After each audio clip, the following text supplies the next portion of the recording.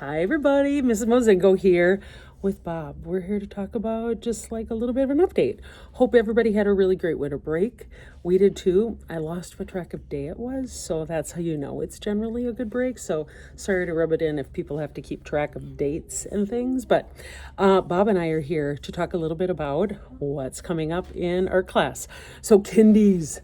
I have Bob as my mascot here because kindies are learning all about Bob Ross. They are learning about kind of what, again, kind of coming off the heels of cityscapes.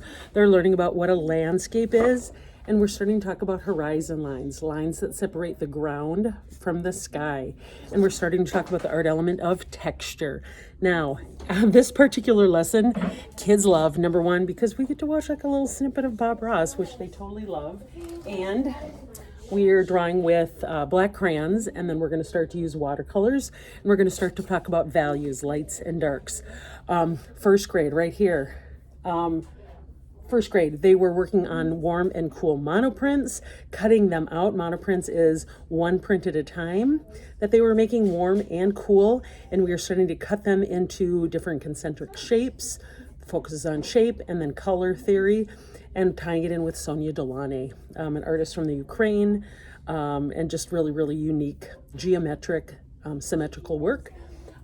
Second grade right now, so we're kind of in between projects. We're talking about the difference between 2D and 3D, and you might have seen these come home, but whoop, these little cities. Again, just talking about paper. Paper's 2,000 years old, originated from China.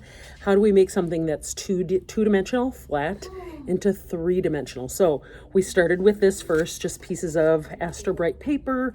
Kids loved this. They started to build all kinds. We talked about building like a little mini city or a little mini neighborhood community, and then talk about like how to manipulate paper, folds and loops and cuts and tabs.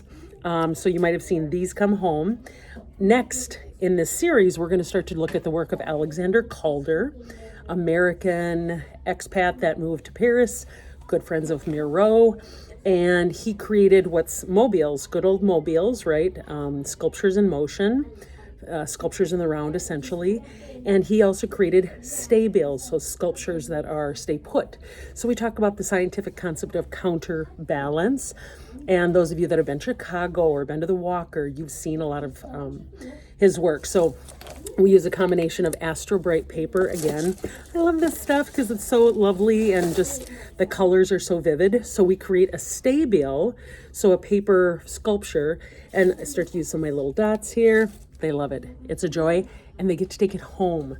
So are they also like lose their crackers on it? Yes, they do. So that's second grade. Third grade right now. Third grade, we've been working about Alma Thomas. Alma Thomas is a famous American painter. She was an art teacher for a really long time, grew up in the DC area, grew up in the South, moved to the DC area, and became famous in like her 70s. But her work, Alma Thomas's work, tended to be heavily patterns, almost like mosaics of sorts. And her work is in the permanent collection of the White House now. And we're creating a kind of printmaking with styrofoam, honestly, with a styrofoam plate. This is what's so crazy. There's so many materials that you have at home that you could probably integrate. But kids created all kinds of super amazing thumbnails. I always have kids come up with ideas first, work on the ideation, but Alma Thomas, we actually have an Alma at our school. Shout out Alma. So we created sketches first. They chose their favorite one that they then eventually put onto a piece of styrofoam. We carved the channels.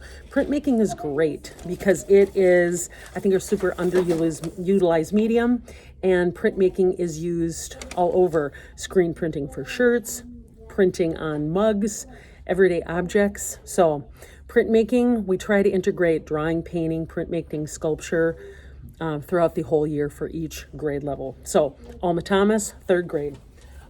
Fourth grade, we are working on nesting bowls.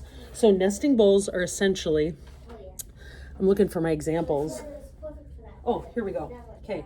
My nesting bowls. Nesting bowls are essentially, we just revisited the concept of a pinch pot, a kind of a pinch pot, right? Simple pinch pot. But then we started to create them in a series, so it looks like they work together. You might hear my kids in the back too, but that's okay.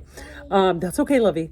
So nesting bowls. So 3 bowls that go together. Again, I had the kids, we talked about the difference between hand building a piece and then also wheel work. So I try to show them some people working on that. But you can see 4th grade here, I actually had them work on, we talked about radial symmetry, so top to bottom, side to side, things that are all working together, because they're going to be using really small, fine liner brushes. You guys ready for this? These brushes are just like pretty incredible. And then look at this one. And so this one has actually been glazed. I wanted to show you that one in just a second. But look at this, liner brushes right here. Here they are. So liner brushes, these are the things that we're going to be using to actually paint on their designs. So again, they love anything that's novel, anything that's new. Okay, so that's 4th grade, nesting bowls, watercolor, and then we'll put a Mod Podge finish over the top. Last one, 5th grade. 5th grade, we did gesture drawings. So we started to look at people in proportion, started to talk about the importance of proportion, relative size, things like that. They made them out of clay first, white earthenware clay.